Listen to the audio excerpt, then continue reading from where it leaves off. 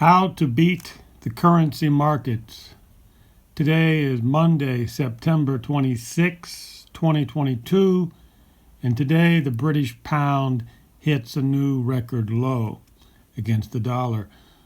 When I played poker almost every day from 1986 to around 2006, for over 20 years I played poker every day. I ran into all types of people.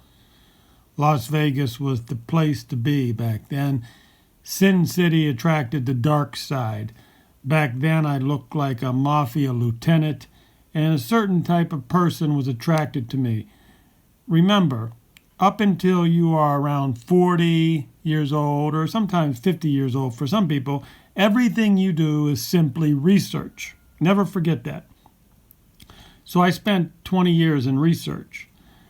So again, you spend about 40 years, your first 40 years of your life, in basically research. And then after that, you can start to figure things out on your own. Back to the type of person who would strike up a conversation with me between 1986 and 2006. Normally, they were all good-hearted souls who just happened to be stuck in a dark game. What kind of game are we talking about? The people who usually struck up a conversation with me in the poker games, they were people, all mafia types, all, bar none. Next was the market types, the people who played the market game in New York or Chicago. And of course, law enforcement types. When they were playing poker, they normally struck up a conversation with me. I'm just trying to give you a little background information on my history. How did I figure out this stuff? What is my credibility? Well, what do all these characters have in common that I just talked about? They're all lost in the dark side. Law enforcement, people who play the casinos and the markets, the mafia people, they live their life on the dark side. They can't help it. Some of them do escape the dark side and try to make themselves better, but for the most part, they're all lost. So today I focus on the currency market guys who love to talk and brag when they were in Vegas playing poker and drinking. I met no less than a dozen of these type of people over 20 years of playing poker, or should I say, doing my research.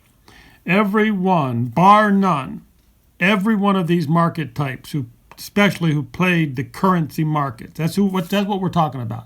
The people who played the currency markets, every one of them, started out every conversation with one quote. And here's the quote. "The currency market is fixed, manipulated, and crooked. Never play the game." And then they would put my name at the end. Whatever you do, don't ever play the game. Every single one I ever met over 20 years, and like I said, I met no less than 12 of them. I never had to ask, why are you playing the game? Because it was understood. They were in the cabal that fixed the game. They were on the side of the cabal. So now, let's get to today. Today, Martin Armstrong. Martin Armstrong has a vlog on the internet. He talks about lots of different things, politics and economics mostly, but Martin Armstrong is pounding his chest lately.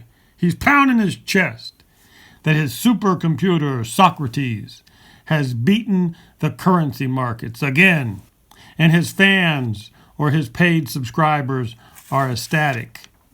Socrates has been predicting that the British pound would fall in trend like fashion. Likewise, they predicted the dollar would rise. If you don't know who Martin Armstrong is, he was once a popular advisor to politicians.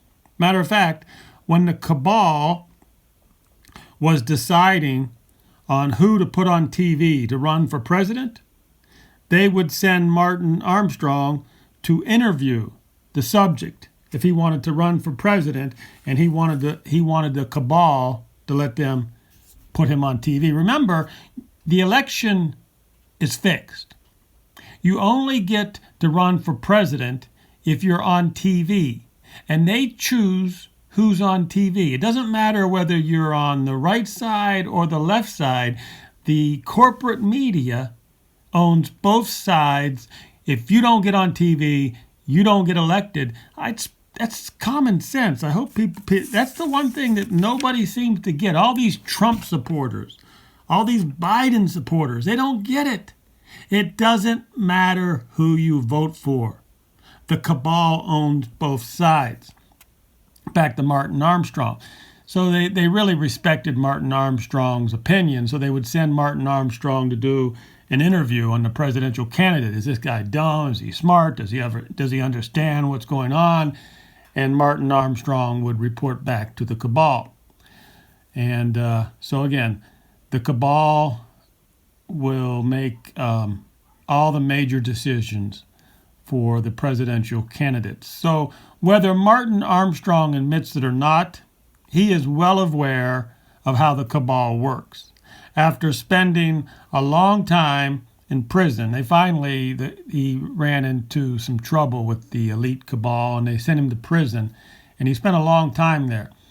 And but after spending a long time in prison, he would have us believe that he is no longer friends with the cabal. And that, well, may be a fact. But he still has many contacts that gather intel that he puts into his Socrates supercomputer. I could easily put out a hunch here. I could easily hypothesize that that in the currency markets, Martin Armstrong has forgotten more about the game than these young punks playing the game today will ever know in their entire lifetime. So, what was the title of our conversation today? How to beat the currency markets. Don't play. Don't play unless you are with the cabal or you are friends with the cabal, because they are in complete control of the game. But wait! Master Bravo! Didn't you just tell us that Martin Armstrong's supercomputer Socrates is beating the game? Well, apparently, according to Martin Armstrong, that is the truth. But let's just say that Armstrong is getting fed intel from the cabal. I mean, old friends that he had. Even though he's not friends with the cabal anymore, he has contacts, and Armstrong is putting this information into his Socrates computer. Well, I don't know if I'd want to be paying for that information now. Yeah, he's winning now, but Armstrong is at an age where he could retire at any moment. At any time, he could just head off to the beach. If the cabal or some of his contacts feed him bad intel on purpose in the future, and all his customers get burned, well, what does Martin Armstrong have to lose? Nothing. All he has to do is retire. All he has to do is go to the beach and retire from public life, and no one would be the wiser.